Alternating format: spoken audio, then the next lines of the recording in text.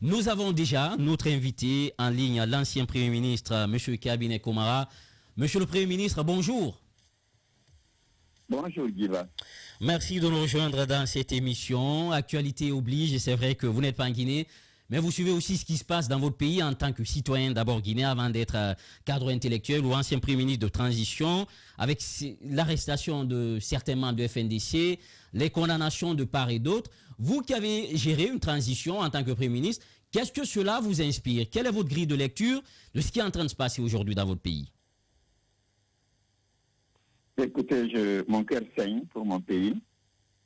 J'ai toujours dit que nous devons cesser de donner de notre image d'un pays une image de désolation, une image de contestation, une image de brutalité, une image de violence.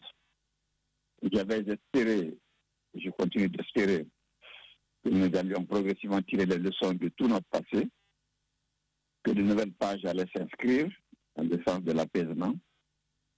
Or, malheureusement, il y a eu une fièvre qui s'est emparée de Conakry depuis l'arrestation de nos 3 jeunes activistes dans des conditions qu'il faut le dire sont assez rocambolesques. Donc, je crois que au-delà de ce qui peut être reproché, il est important de noter que l'émoi qui s'est emparé de la population, de la classe politique, dans une certaine partie, de la société civile aussi, et de certains défenseurs de l'homme, commande que nous puissions tous franchir, dire que le droit est là, l'application doit se faire avec beaucoup d'intelligence, mais surtout, en faisant en sorte que toutes les procédures soient respectées. C'est ce que je peux dire comme entrée en matière, et dire surtout qu'il faut donner une chance vraiment, malgré ce qui s'est passé, que les uns et les autres puissent se maîtriser, qu'on ne puisse pas encore enflammer davantage la situation.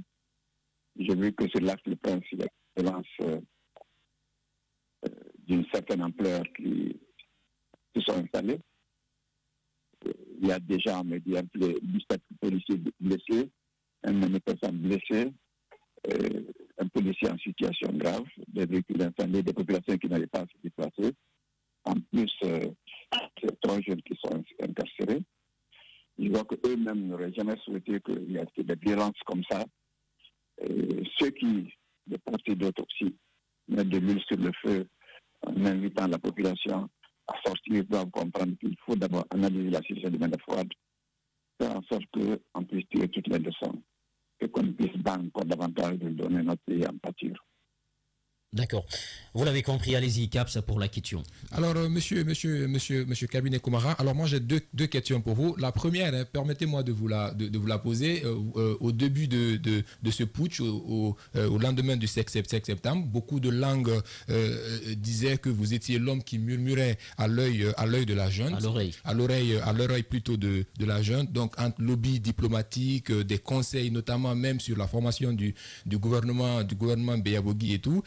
Quel est votre regard par rapport à tout ça? Est-ce que vous avez vraiment joué là-dedans? Est-ce qu'il y avait derrière, il y avait des mains de monsieur Komara derrière? La deuxième question que j'ai pour vous, c'est justement, vous étiez Premier ministre de la transition CNDD de décembre 2008 à janvier 2010. Au regard de tout ce qui se fait actuellement dans notre pays et de ce nouveau médiateur qui vient de la CEDEAO, Dr Yahi Boni, et finalement on n'a que 24 jours qui restent, l'ultimatum qui nous a été donné par la CEDEAO, donc le 31 juillet. Est-ce que vous pensez que ce qui se passe aujourd'hui ne contribuera pas à rendre la tâche beaucoup plus difficile pour ce nouveau médiateur et à radicaliser encore une fois les positions venant des forces vives?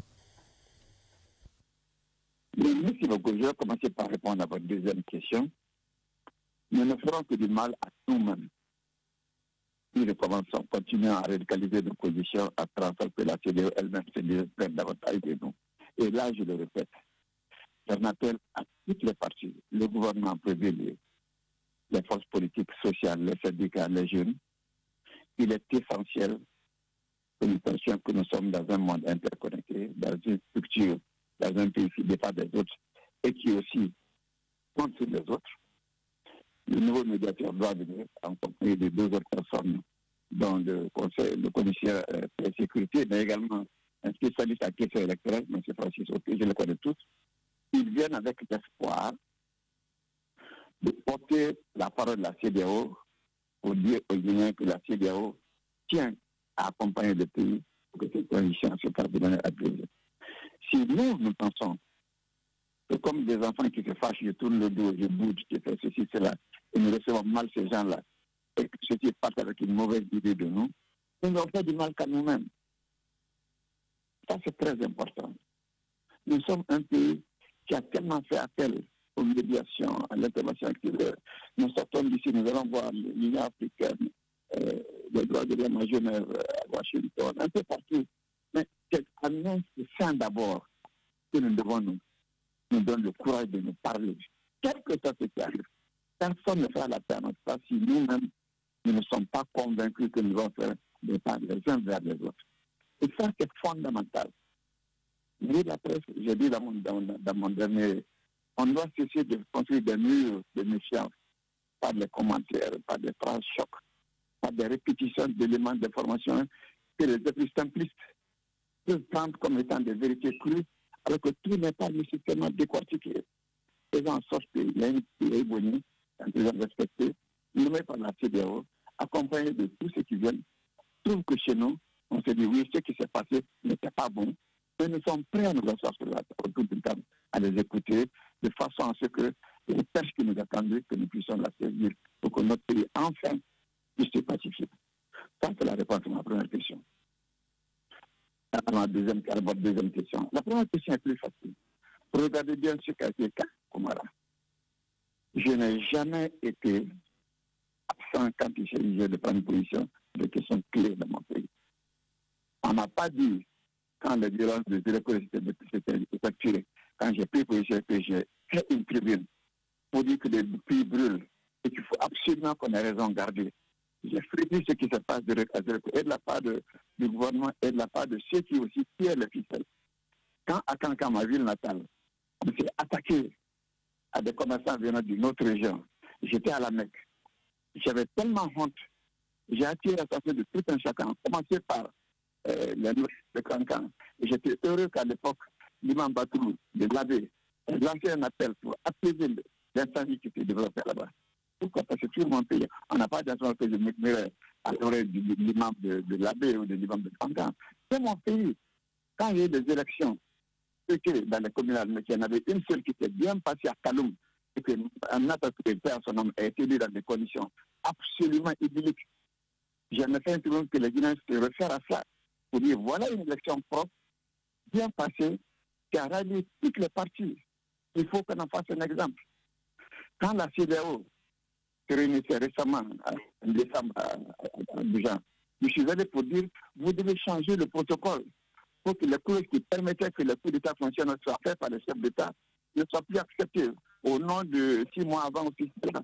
Moi, j'ai toujours milité en faveur de ce qui est juste. Quand la jeune est arrivée au pouvoir, on ne me demande pas de démonter. Quand c'est bon, je dis que c'est bon. Quand c'est pas bon, je dis que c'est pas bon. Je n'ai aucun intérêt avec Mamadou Doumbouya, je ne le connaissais pas du tout. J'étais à Dubaï quand il a pris service, quand il a eu le coup de terrorisme. Quand je suis arrivé, je me suis dit, mais le pays est sous sanction. Qu'est-ce qu'on peut faire pour sensibiliser les auteurs du coup pour que l'attitude fasse en sorte que le pays ne soit pas sous sanction? Je n'avais pas d'autres intentions, d'autres intérêts. Beaucoup de gens à l'époque pensaient, et c'est le but de cette phrase-là, que moi j'avais bâti pour être devenu Premier ministre. Et c'est là que le monsieur a fait cette Afrique. On m'a mis à l'oreille de la gente, mais à la fin, il dit s'il veut être Premier ministre, il ne peut pas qu'il compte parce qu'il a la même région que le président de la République. C'était ça le but. Je n'avais aucun intérêt. Et je continue de dire les mêmes choses absolument parce que demandez aux autres acteurs politiques. Je leur dis les mêmes choses, même si ce n'est pas connu. Je dis la même chose aux institutions internationales pour sauver mon pays. Je n'ai aucun intérêt. Et je le dis encore. C'est le seul intérêt que j'ai, c'est de défendre la Guinée. Et je voudrais qu'on s'intègre tous dans cette dynamique. Tout le monde. On s'attend à une population qui est très facile à manipuler. Très facile. D'abord, on a une classe politique tellement limitée, les groupuscules sont partis par là ce que l'autre entend par avoir ce que c'est vrai. Ce n'est pas nécessairement vérifié, ou alors n'amplifié, ou alors on donne des détonations ethnocentriques à des positions sincères. Il faut que nous puissions arrêter ça, vraiment. D'accord. Monsieur le Premier ministre, peut-être avant de vous donner la parole, Félix, l'autre question, parce que ce que nous vivons aujourd'hui, pour beaucoup, ce sont les conséquences quand même de ce manque de dialogue, parce que pour beaucoup, il y a un manque de volonté de la part des autorités qui sont celles qui doivent créer ce cadre de dialogue. Et est-ce que vous ne pensez pas, c'est ce jeu de ping-pong entre forces vives de la nation, d'abord sur la durée que beaucoup ont dit, c'était quand même une démarche assez unilatérale de la part du président de la transition, que certains acteurs ne partageaient pas le cadre qui a été mis en place, la durée qui a été fixée, les 39 mois après, en tout cas on est revenu à 36 mois. Est-ce que vous ne pensez pas que c'est le fait qu'on n'arrive pas à s'entendre sur un cadre de dialogue et cette fermeture totale qui est en train aujourd'hui d'engendrer cette situation dans laquelle nous nous trouvons? Exactement, là, vous avez touché le nœud gordien de ce que je disais. Je reprends cette phrase d'Hampâté Bâ, le grand sage malien, qui disait ceci. Dans n'importe quelle situation, il y a ta vérité, il y a ma vérité, il y a certainement d'autres vérités entre nous deux. Aucune des positions ne doit être figée. Que ce soit certains acteurs politiques, que ce soit le pouvoir, on doit accepter d'échanger. Ne croyez pas qu'il y a un blocage par-ci, par-là. Ce qu'il y a, c'est que dans la tête de cette personne, il y a des murs qui sont dressés. Et ces murs-là, il faut qu'on les cache. Ces murs-là, ces murs intellectuels, ces murs de préjugés, nous devons les casser. C'est une honte pour moi qu'on ait cherché vraiment des médiateurs dehors, alors que dedans, on a des religieux bien respectés. On a d'autres sages. On a beaucoup de personnes qui peuvent nous amener autour de la table. Mais la défiance, la méfiance, on est allé amplifier. Et tant que nous continuons dans ce domaine-là, même si c'est le diable, excusez-moi, c'est un prophète qui vient, vous trouvez quelqu'un qui dira, ah non, moi je n'ai pas été associé à sa nomination, je n'ai pas été... Mais par contre, s'il met le pays au-dessus de tout, il va dire, bon, donnons de la chance pour aller l'écouter, entendons les faits de critique. Moi, je me dis dialogue, concertation, franchement, on peut tous se retrouver pour qu'ensemble on mette les choses. Comment les Maliens ont fait, comment les Burkinabés ont fait. Les réalités sont différentes. Moi, j'ai suivi l'élection présidentielle au Burkina. J'ai fait une tribune pour saluer la démocratie dans ce pays. Pourquoi? Parce qu'avant les élections, il y avait un fichier électoral extrêmement accepté par tout le monde. Il y avait une mise en place acceptée par tout le monde. Un code de conduite accepté par tout le monde. Et les élections sont passées de manière absolument correcte. Et même le fait que la couverture du pays n'était pas bonne, parce que par endroit on ne pouvait pas voter, j'ai demandé à toutes les parties de signer un papier comme quoi ils accepteraient les résultats quand même on n'avait pas voté dans certains endroits. C'est ça que je cherche chez nous. Chez nous, le fichier n'est pas bon. Donc, il faut que les acteurs s'entendent comment le faire. Certains disent qu'il faut partir du fichier actuel. D'autres disent qu'il ne faut pas partir du fichier actuel. Certains disent en un mois ça suffit. D'autres disent à 6 mois ça suffit. Mais je vous fais confiance. Vous savez pourquoi la CDE elle-même, au début, elle dit qu'il faut que le pouvoir se soit remis dans les 6 mois. C'est parce que fallait leur dire tout est là, la constitution est là, le fichier est là, tout est bon, il suffit de faire ça. Et dans leur, excusez-moi, les chefs d'État ont pensé comme quoi, alors que ce n'est pas la vérité. Donc, accueillons-nous, disons-nous la vérité, mettons nos égos de côté. Quand ceux qui sont pressés, ceux qui ne sont pas pressés, si jamais on accepte que c'est la Guinée qui sont au-dessus de tout, je vous assure que concertation, dialogue, on trouvera la voie. D'accord. Si nous continuons à nous taper la poitrine, à faire en sorte que nos militants, nos parents, nos amis, soient sensibles à ce qu'on dit, n'importe quel intérêt dans l'intérêt du pays, nous continuons à faire à notre pays. Et moi, j'ai le cœur qui saigne. Je voudrais m'appeler à tout un chacun. Tout un chacun. D'accord. S'il vous plaît, mettez le pays au-dessus de tout, vraiment. D'accord. Allez-y, Félix, pour la question. Oui, monsieur le ministre, Caps le rappelait tout à l'heure, vous étiez donc Premier ministre pendant la transition de 2008 2009 à 2010. Alors, selon certains observateurs, c'est-à-dire nous sommes dans un éternel recommencement, c'est-à-dire au départ avec les transitions, c'est l'amour parfait entre la classe politique et la transition, mais au fur et à mesure que le temps passe, le désamour s'installe. Il y a le désamour qui s'installe et on se rappelle encore de ce massacre du 28 septembre. Est-ce qu'aujourd'hui, au regard de tout ce qui se passe sous l'ère du CNRD, il y a le pire à craindre? Je ne veux pas verrouiller le pire parce que j'aime trop mon pire. C'est pour ça que je tire la sonnette d'alarme. Parce que chacun, moi, ce qui m'amuse, même ce qui me désole, chaque personne dit, je veux une transition apaisée, réussie, et que nous ne reviendrons plus aux mêmes situations. Mais chacun, ou de quelque côté, des actes sont posés qui contredisent ce qu'ils disent. Alors, ouais, donc, cette volonté, c'est une forme de tenir à ce que moi j'ai dit, et ne pas tenir compte de ce que l'autre veut, ne peut que nous mener à la confrontation. J'espère que chacun de nous se rende compte, que chacun de nous sera responsable de ce qui est dans notre pays, et nous refusons de mettre de côté des égaux pour voir l'intérêt du pays. Et voir cette jeunesse qui est désespérée. Moi, ça me fait mal que je vois des enfants qui sont en train de sortir à 2h de 4h du matin. Parfois, ils ne savent même pas pourquoi ils se battent. Je disais le cas de Yadis ici. On lui a demandé, mais pourquoi tu as tué? C'est parce qu'on a dit que le prophète a dit de faire ça. Dans le Coran, on lui dit, tu as donné le Coran, il dit non. Et alors, comment tu crois ça? C'est mon cousin qui m'a dit. Pourquoi pleurer? Mais on peut dans des situations comme ça chez nous, où, sans analyse la profondeur des choses, quelqu'un prend position, et malheureusement, notre pays a un message, en premier lieu, sa jeunesse. Allez-y, Babila. Voilà, monsieur le Premier ministre, moi je pose la question. Dans les transitions politiques africaines, traditionnellement, les grandes questions qui sont au menu, c'est le fichier électoral, l'élaboration d'une nouvelle constitution, la révision du fichier électoral. La loi électorale également. La loi électorale. Mais jusqu'ici, on a l'impression que la transition guinéenne s'est stagnée. Aucune de ces questions n'est pour le moment abordée. Et pratiquement, on n'a pas de lisibilité par rapport justement à l'orientation que les choses vont prendre dans les jours à venir. Quel regard portez-vous sur cette situation? Deuxième question que je vais ajouter rapidement.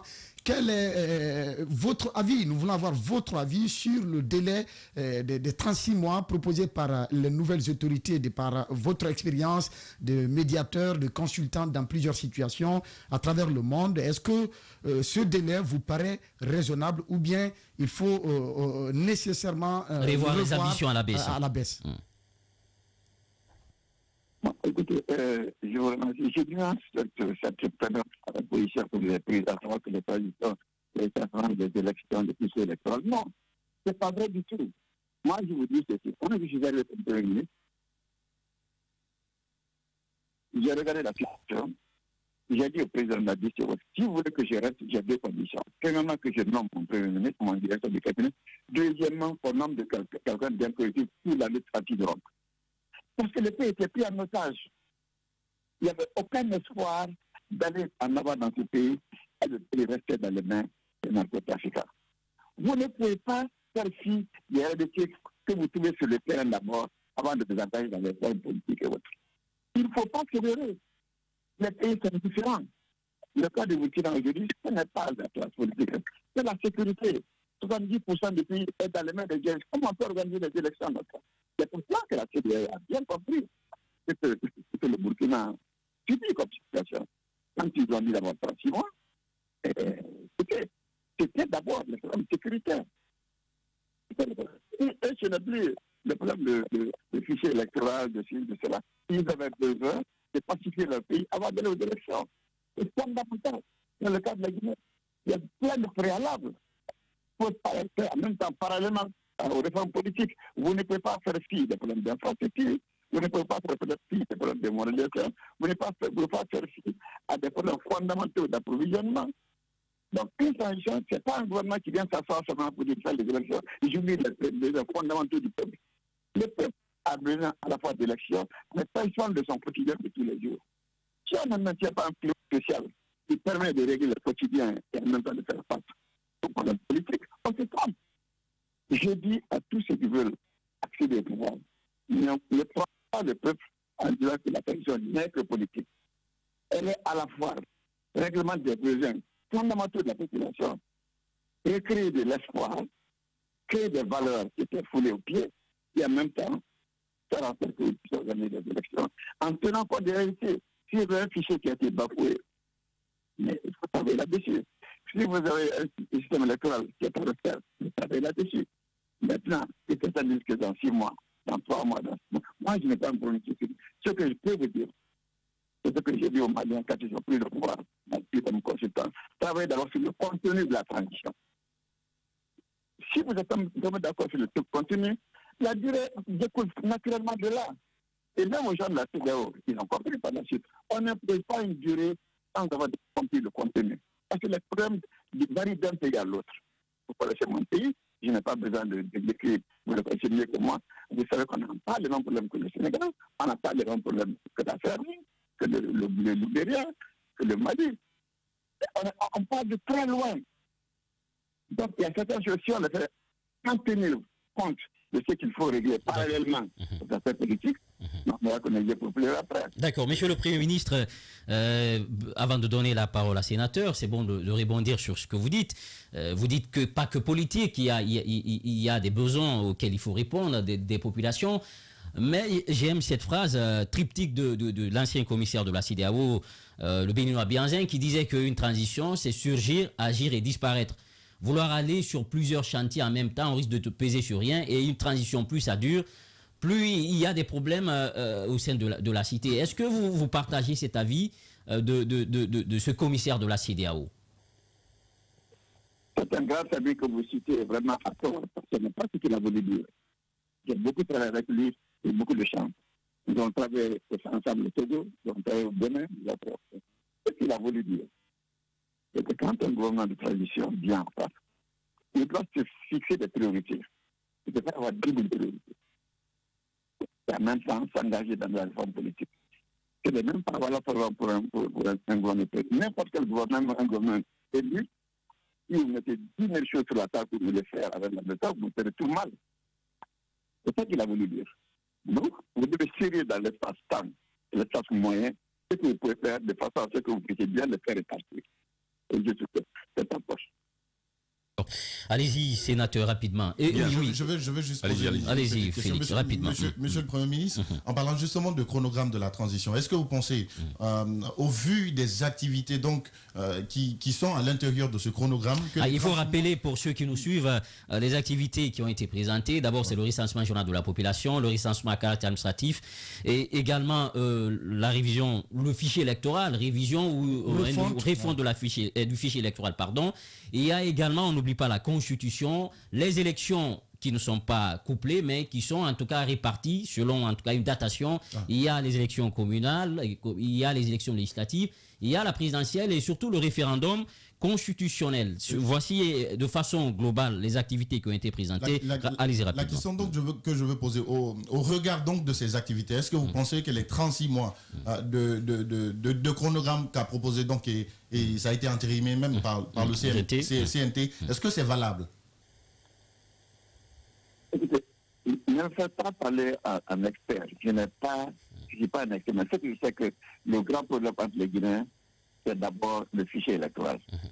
Certains pensent qu'ils peuvent être faits très vite en toilettant l'ancien fichier. D'autres pensent qu'il faut faire des rapports agressifs. D'autres pensent qu'il faut d'autres éléments. Moi, j'ai des avis, par exemple, des certains des Nations Unies, qui pensent qu'il faut 1 an. Je vous dis ça. Alors, si vous voulez ajouter à ça toutes les autres activités, personne ne dit la vérité. Il faut que les gens s'asseyent pour parler. Vous comprenez? Alors, je vous ai dit qu'un contenu, une transition dépend de l'entente conférence de contenu. Mais chez nous, le gros problème, c'est le fichier d'abord. Et le fichier, c'est le fondamental. Si on ne s'entend pas là-dessus, on espère que les vidéos sont bâclées, on reviendra encore avec mesures proposées. Il faut que les acteurs s'asseyent ensemble, qui discutent. Vous avez au tableau, avec les experts, s'ils veulent pas, qui viennent dehors, qu'on déroule des activités et que chacun critique. Et puis là aussi, dit que c'est 1 mois, si c'est 2 mois, si c'est 2 semaines, il y a des nouvelles technologies qui permettent de le gagner là-dessus. On le fait, mais ça ne fait pas dans la défiance. Je refuse. Ou bien non, je t'impose. Il faut s'asseoir, c'est mon pays. Tout est possible. Tout est possible. C'est pour ça que avec quelqu'un qui est arrivé là, je ne veux pas que c'est une occasion encore de boycotter le dialogue, pas de remettre en retard. Si ça nous met en retard, on va faire de la transition. Et tout le monde sera encore dans des situations difficiles. D'accord, sénateur. Vraiment, oui. Bien. D'accord. Oui, sénateur, votre question avant d'aller à la pause.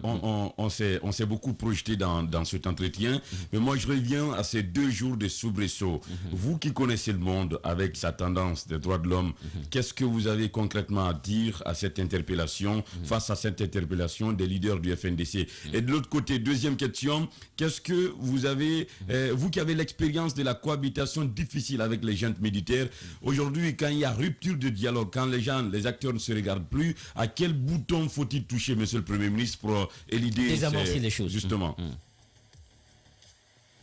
D'abord, je refuse le terme de rupture de dialogue. Il y a certains qui sont en rupture avec, d'autres qui sont. Il faut bien nuancer les choses. Il faut bien nuancer. Je crois qu'il faut éviter de donner une dimension apocalyptique de la situation. Il y a parmi la personne peut-être qui sont relativement neutres. J'ai bien aimé à l'époque la médiation que l'ancien ministre des Finances Mandoré avait faite pour ramener toutes les positions de façon à ceux qui s'entendent sur la proposition de CNT. Il a été jusqu'à altruiste. Il a dit, je ne veux aucune position pour mon parti, pour vous qu'on puisse s'entendre.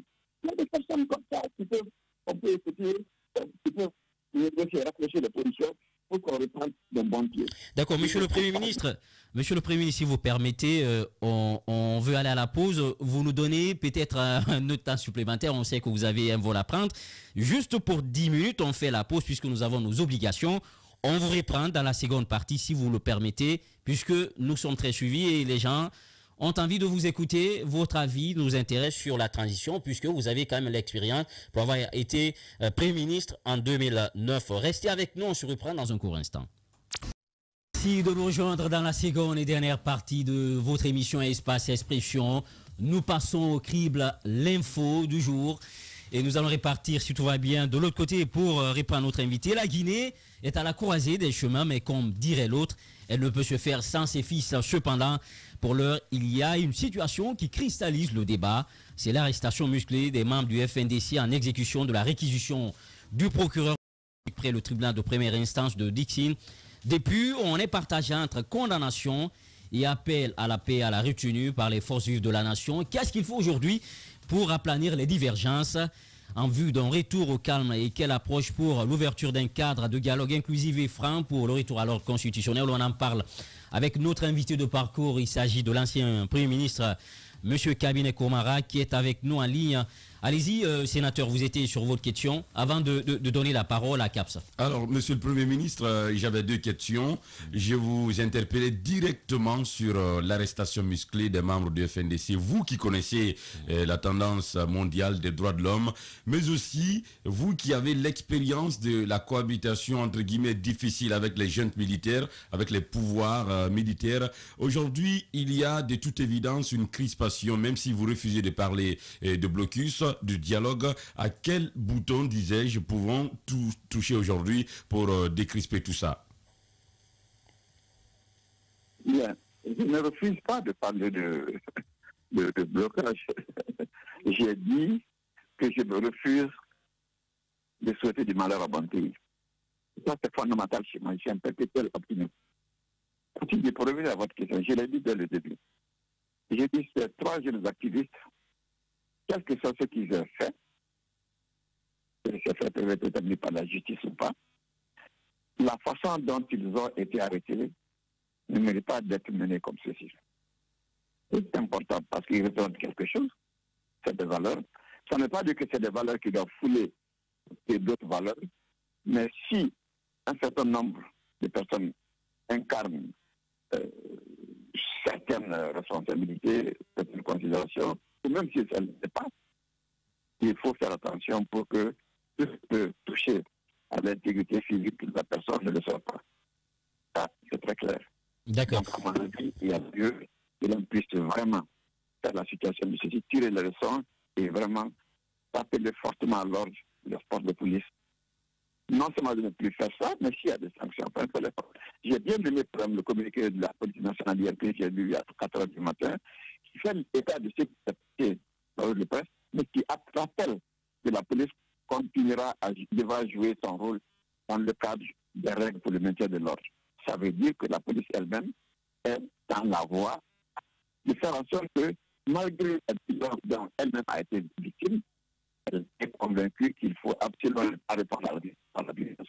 Mais il faut y répondre par les voies de réglementation. Monsieur le Premier ministre, je vais poser cette question. Nous avons un Premier ministre dans cette transition, M. Mohamed Biavogui.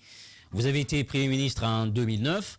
Mais jusque-là, beaucoup d'observateurs estiment qu'il tarde à prendre ses marques, qu'il n'arrive pas à s'imposer, que d'aucuns vont jusqu'à dire, les plus virulents, que c'est un spectateur engagé. Normalement, il est le dépositaire du dialogue politique et social. Est-ce que vous pensez qu'on peut mettre cela sur le compte du fait qu'il soit sous une transition où les militaires peuvent vous rappeler tout de suite que c'est eux qui dirigent, c'est eux qui fixent le cap, donc vous êtes obligé de rentrer dans les rangs? Est-ce que c'est vous-même, vous avez aussi vécu ce moment-là, du fait d'avoir du mal à s'imposer, à prendre des décisions, sachant qu'on est quand même dans une transition et que tout se fait selon le bon vouloir des militaires qui ont pris le pouvoir? Écoutez, je vais vous faire quelques conférences que je n'avais jamais faites auparavant. Quand le président a été déposé au Mali, le président, le militaire avait pris le pouvoir, et un de ses amis m'a demandé qu'est-ce qu'il faut lui donner comme conseil. Je lui ai dit, en fait, c'est très loin, la CEDEAO risque de vous sanctionner. Faites en sorte que vous fassiez une déclaration dans les heures qui suivent pour dire ceci, cela, pour ne pas tomber sur les sanctions. J'ai fait moi-même préparer un texte que je lui ai envoyé. Et la radio de l'autre côté de l'Atlantique a attendu jusqu'à 3 heures du matin sans diffuser ce message, sans son appel. Quand c'était le matin, en fait, la personne qui devait mettre le message l'a bloqué. Vous comprenez?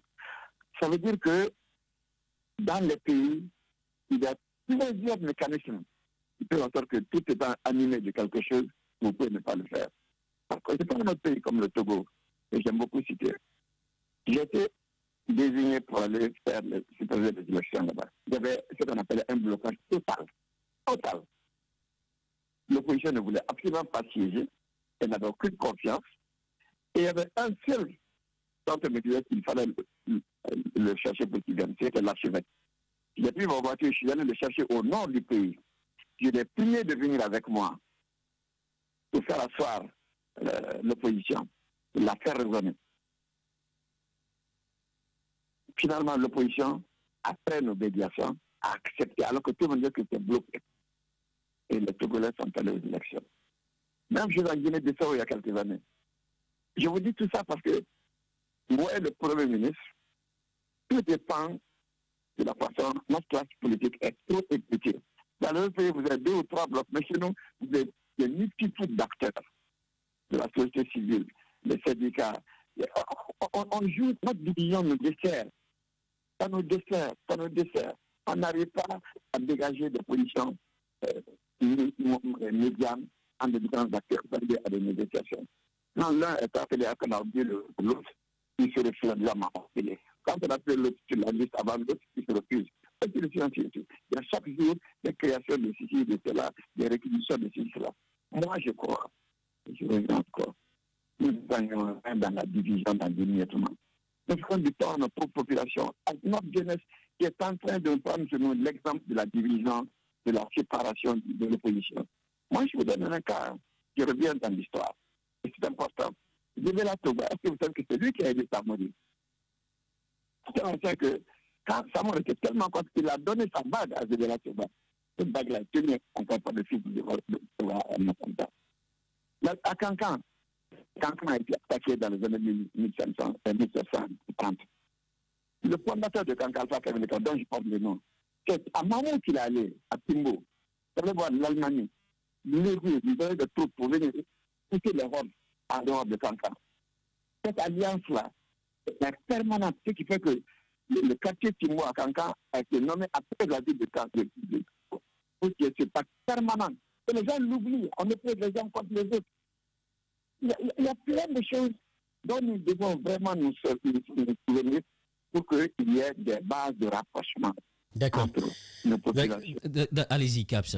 Dernière question. Alors, monsieur le Premier ministre, je vais sur deux dernières questions.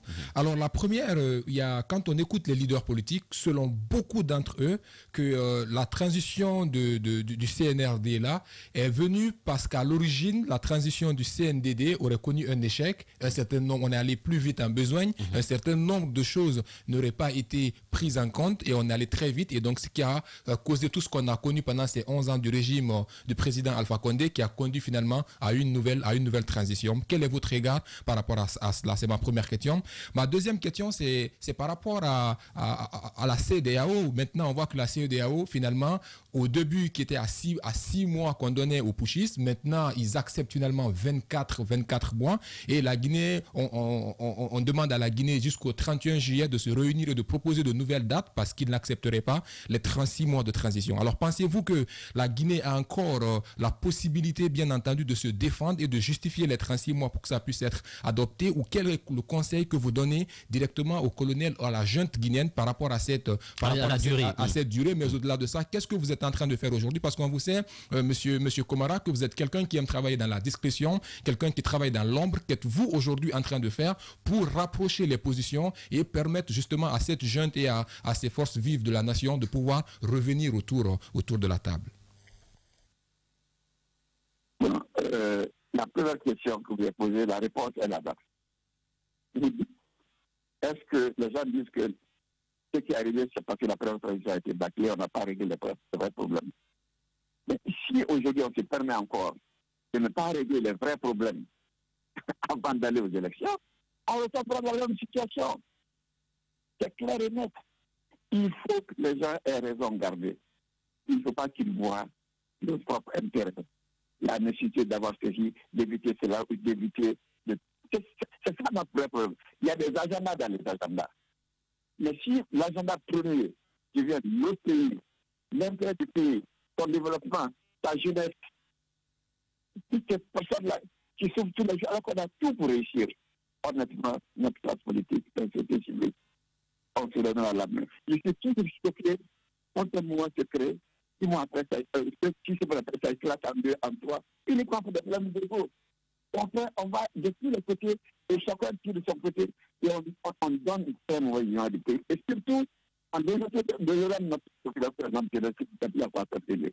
Pas de répondre sur la deuxième question, pas la CEDEAO.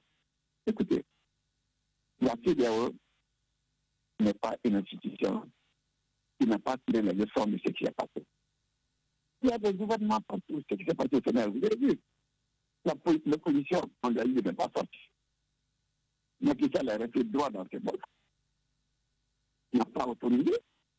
Les gens sont sortis, il y a eu des arrestations et des jugements.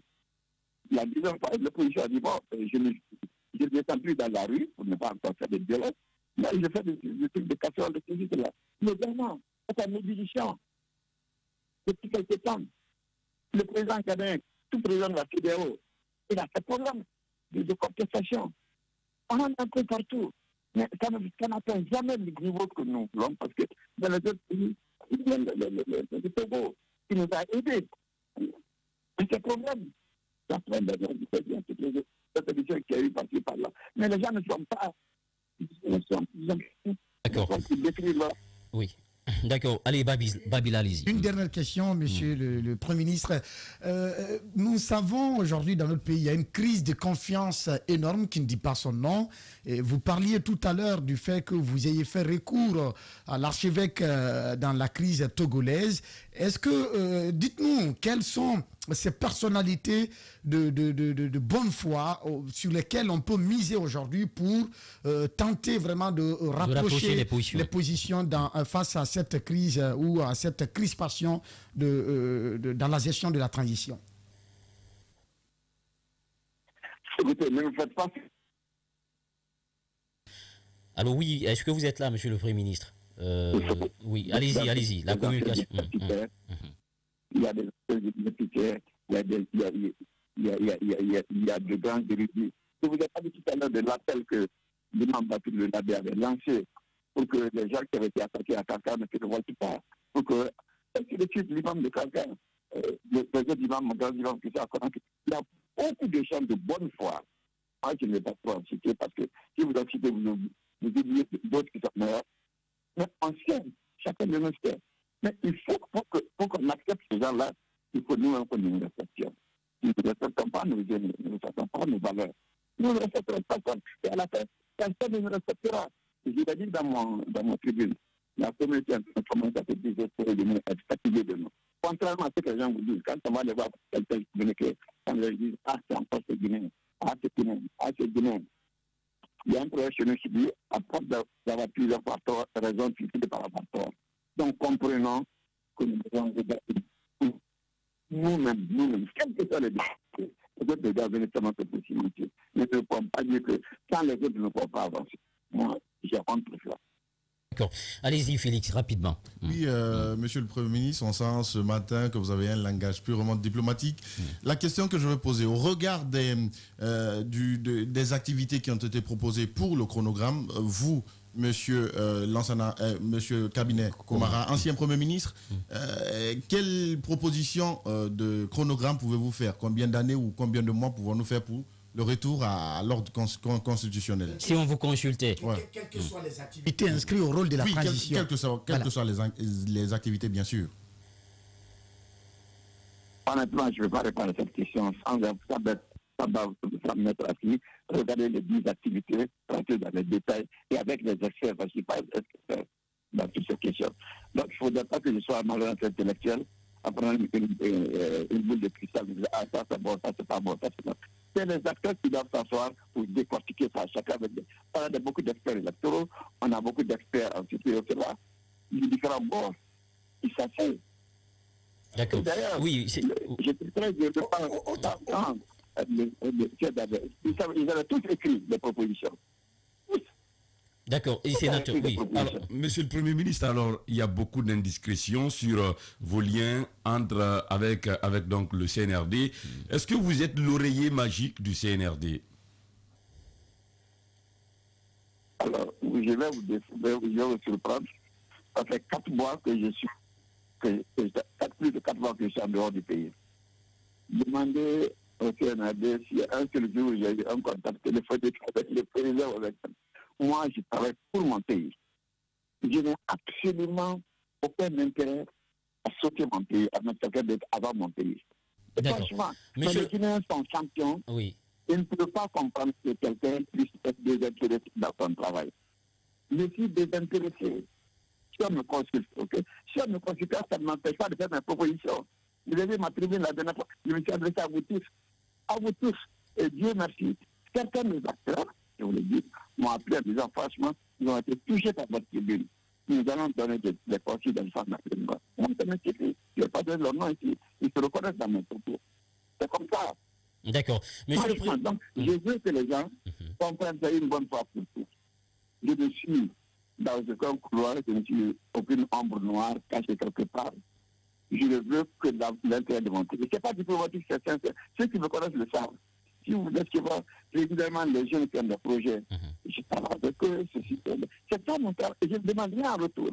Monsieur le Président. Vraiment que les journalistes me connaissent parce que c'est devenu quelque chose de tellement lancinant. Les gens comptent voir quelque chose, ils construisent une université, ils vous la font porter. Moi, je suis pas dirigeant de personne. Je veux mon pays, je le défendrai. Comme me demande ou comme me demande pas. Et je ne veux rien en retour, vraiment. D'accord. Monsieur le Premier ministre, voilà, le mot allait venir. Et avoir des ambitions en politique, ce n'est pas un délit. Et beaucoup estiment aujourd'hui que vous seriez candidat à la présidentielle prochaine en Guinée. Oui ou non, vous serez candidat? Je crois que vous n'avez pas suivi ma dernière interview avec France 24. J'ai dit on peut servir son pays sans être président. Et je m'arrête là, franchement. Il y a tellement de présidents dans la Guinée qu'il ne faudra pas en ajouter encore. On peut servir son pays sans être président, franchement. Alors, monsieur le Premier ministre, en clair, 36 mois, trop ou court pour gérer cette transition? 36 mois. Tout à fait, tout ça. Ne serait pas focalisé, et ça c'est l'erreur. Ne serait pas focalisé sur la mécanique.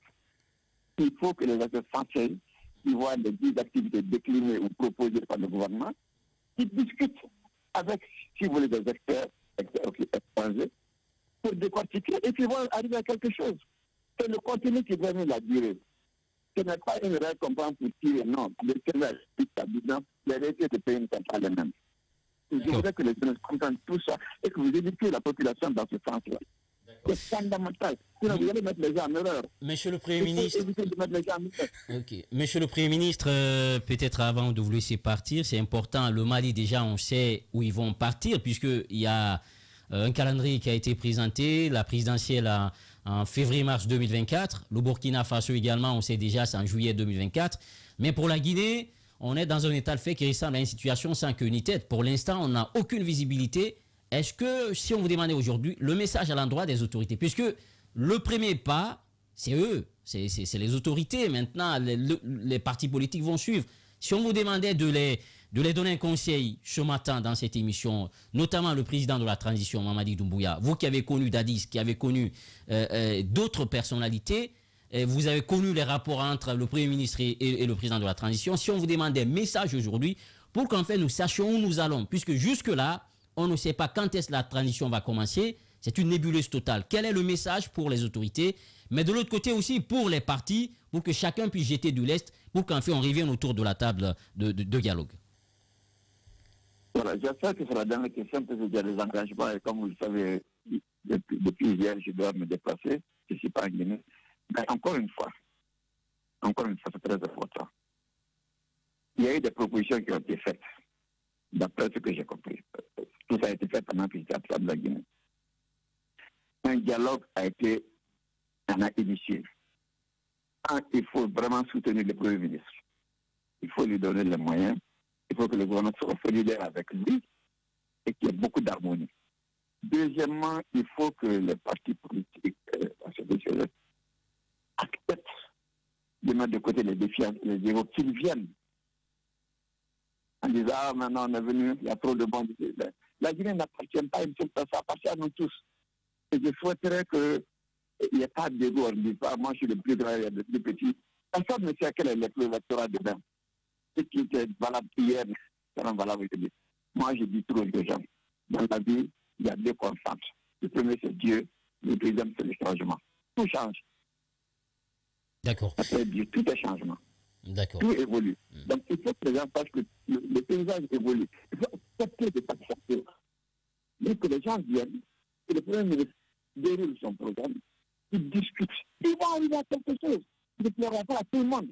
Le Mali, les 24 mois qui ont été décidés, là, ils ont passé le programme. Beaucoup de partis sont opposés. Et finalement, ils ont dit, bon, alors, peut-être l'homme qui a été donné pour les élections n'est pas bien, mais au moins, c'est quelque chose sur lequel il faut qu'on commence à travailler. Mais si on commence à discuter, à ne même pas vouloir s'asseoir pour parler, il continue la présidence pendant 5 ans, pendant 6 ans, 7 ans. D'accord. C'est pas bon. Il faut que les gens disent, je ne suis pas nécessairement celui qui détient la vérité. L'autre aussi de la détention. Donc il n'y a pas de gouvernement, il n'y a pas de personne ne doit dire, moi ce que j'ai dit, c'est du marbre, ça ne peut pas changer. Il faut que tout le monde soit flexible. D'accord. C'est vraiment l'appel président parce que c'est parti. Merci beaucoup. Merci en tout cas, monsieur le Premier ministre. Merci d'avoir accepté notre invitation. On vous souhaite bon voyage. Merci d'avoir répondu à nos questions. C'est l'émission Espace Expression. On se retrouve dans un court instant pour prendre d'autres invités. Il s'agit de l'ancien bâtonnier maître Mohamed Traoré qui va prendre la parole. Son avis nous intéresse sur le communiqué du parquet général concernant l'arrestation des membres du FNDC. À tout de suite. Radio Espace, Espace Expression.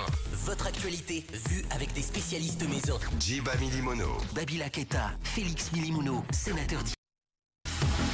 Vous l'avez compris et constaté, c'est votre émission Espace Expression. Vous nous suivez ici en Guinée, sur le plan international, à Conakry, sur tout le réseau synchronisé, les pages qui vous sont dédiées également. Certainement, avec la bénédiction de la direction, on va peut-être la semaine prochaine commencer à prendre l'avis de nos internautes, puisque le monde change, tout varie, il faut s'adapter aux nouvelles technologies de l'information et de la communication. Rectification, ce n'est plus la nouvelle, mais plutôt les techniques de la communication.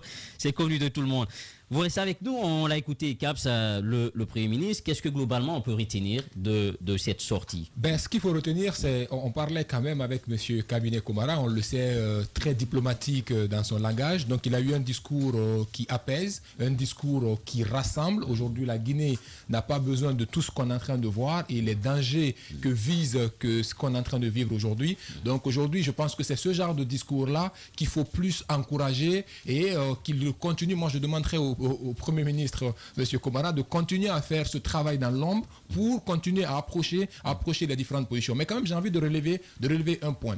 Et c'est justement au niveau des leaders politiques qui aujourd'hui, au regard de ce qui est fait, on commence à sentir un certain nombre de discours qui deviennent plus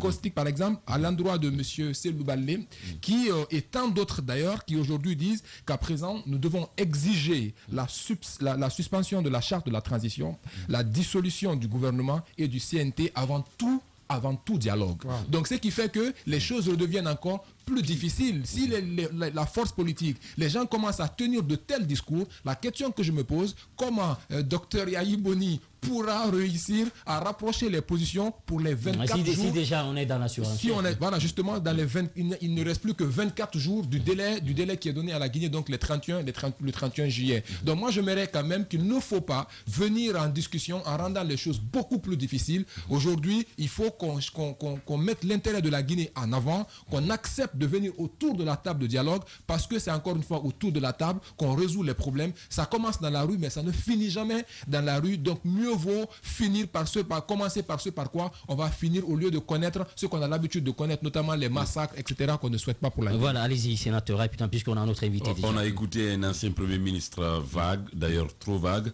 Lui au moins, il a pris position face donc à la question que M. Kouyaté, face à laquelle il a sorti une ambivalence notoire historique. Et donc, je disais, Cellou Baldé a fait une nouvelle sortie avec des exigences vraiment caustiques. C'est carrément impossible ce qu'il a demandé, mais quand même il en a le droit. Si on condamne la violence des manifestants sur l'axe, il faut aller de l'autre côté. De l'autre côté, c'est le dialogue, c'est l'expression orale, c'est ce qu'il a dit. Il en a le droit, même si je trouve encore une fois que c'est de la surenchère. C'est justement.